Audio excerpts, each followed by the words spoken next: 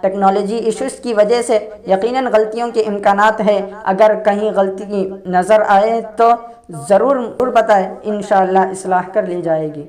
بسم اللہ الرحمن الرحیم، الحمدللہ رب العالمین والعاقبۃ للمتقین والصلاة والسلام علی سید الانبیاء والمرسلین وعلی آلہ واصحابہ اجمعین، اما بعد۔ مقصد کتاب 16 مئی 2014 جمعے کا دن نہ صرف میرے اور عام مسلمانوں کے لیے بلکہ انسانیت کا دم بھرنے والے ہر انصاف پسند شخص کے لیے خوشی کا دن تھا، جس دن ہمارے ملک کی سپریم کورٹ نے اکشردھام حملے کے مقدمے میں مجھے اور تمام ملزمین کو باعزت بری کر دیا۔ سپریم کورٹ کے اس قابل فخر ججمنٹ میں جہاں عدالت عظمیٰ کی سچائی، ایمانداری، حقوق انسانی کی پاسداری اور قانون کی بالادستی نظر آتی ہے، وہیں حکومت، طاقت اور وردی کا ناجائز استعمال کرنے والے انسان نما بھیڑیوں کی بھی نشاندہی ہوتی ہے۔ سن 2002 میں گودھرا ٹرین، اس کے بعد مسلم کش فسادات میں گجرات کے مسلمانوں کو دوہری مار جھیلنی پڑی تھی۔ ایک جانب مسلمانوں کا قتل عام ہوا، املاک تباہ کیے گئے، اسے اجاڑ دیا گیا، اور دوسری جانب مسلمانوں پر ہی الزام لگا کر جھوٹے مقدمات میں پھنسا دیا گیا اور برسوں تک اسے جیل کی گمنام اندھیریوں میں دھکیل دیا گیا۔ اس دوسرے ظلم میں احمد آباد کرائم برانچ نے بھرپور رول ادا کیا۔ 2002 سے 2004 تک بنجارا اینڈ کمپنی کے شباب کا دور تھا، ظلم کی کھلی آزادی تھی، جسے چاہا مقدمات میں پھنسا دیا، جسے چاہا فرضی انکاؤنٹر میں مار دیا، اگر کسی پر رحم کیا تو فروتی لے کر اسے گواہ بنا دیا گیا۔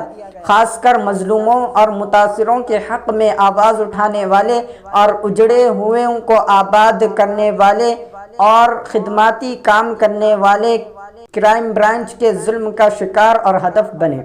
الحمدللہ میرا شمار بھی بسانے والوں میں تھا، اجاڑنے والوں میں نہیں۔ 1957 میں فراغات کے بعد سے مختلف انسانی و سماجی آفات، مثلاً 2002 میں کینالا میں پانی کا سیلاب، 2001 میں بھوج زلزلہ اور 2002 میں گودھرا فسادات کے موقع پر حسب توفیق باری تعالیٰ بعض آبادی کاری اور خدمات کام میں حصہ لیا۔ بس اسی جرم کی پاداش میں 17 اگست 2003 کو جھوٹ اور مکر فریب سے کرائم برانچ نے مجھے گرفتار کر لیا۔ اس کے بعد ظلم و تشدد اور حیوانیت کی ایک لمبی داستان ہے جو میں نے یہاں بیان کی ہے۔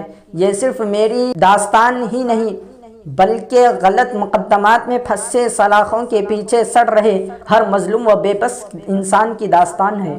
رہائی کے بعد کئی لوگوں نے مجھے اپنی کارگزاری لکھنے کے لیے کہا تھا، جس پر میں نے وعدہ کیا تھا۔ آج وعدہ پورا کر رہا ہوں اور کارگزاری آپ کے ہاتھوں میں ہے۔ یہ کتاب یا تصنیف نہیں بلکہ دل کے احساسات ہے۔ یہی وجہ ہے اس میں آپ کو فصیح الفاظ، ترکیب، جملہ اور کلام کا حسن نظر نہیں آئے گا، ہاں آپ کو اس کے ایک ایک حرف میں سچائی اور وفا نظر آئے گی۔ اسی لیے میں نے اسے بالکل عام فہم الفاظ میں زبانی کارگزاری کے طرز پر لکھا ہے تاکہ زیادہ سے زیادہ لوگ اس سے مستفید ہو سکے۔ میرا مقصد اپنی مظلومیت بیان کر کے لوگوں کی ہمدردیاں حاصل کرنا نہیں، اور نہ ہی مجھے پولیس کو بدنام کرنا یا ان کے خلاف محاذ آرائی کرنا۔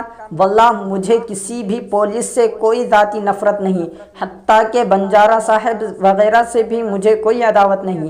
یہی وجہ ہے کہ اگر میں نے کچھ پولیس آفیسران کے مظالم کو بیان کیا ہے تو اچھے اور ایماندار آفیسران کو بھرپور خراج عقیدت بھی پیش کیا ہے، اور نہ میں نے مظالم بیان کرنے میں غلو یا حد تجاوزی سے کام لیا، بلکہ میں نے اپنے اسی انحرافی بیان کی تفصیل یہاں بیان کی ہے جو میں نے تاریخ 28 ستمبر 2003 کو supreme court, high court, POTA court اور دیگر حقوق انسان کے اداروں کو لکھ بھیجا تھا، اور تاریخ 30 اکتوبر 2003 کو پوٹا کورٹ کو موصول بھی ہو گیا تھا۔ اس کتاب کے بعد ایک بھی انسان قانون کے بے جا استعمال اور مظالم سے بچ گیا تو میں اسے اپنے کامیاب اور عنداللہ کتاب کی مقبولیت سمجھوں گا۔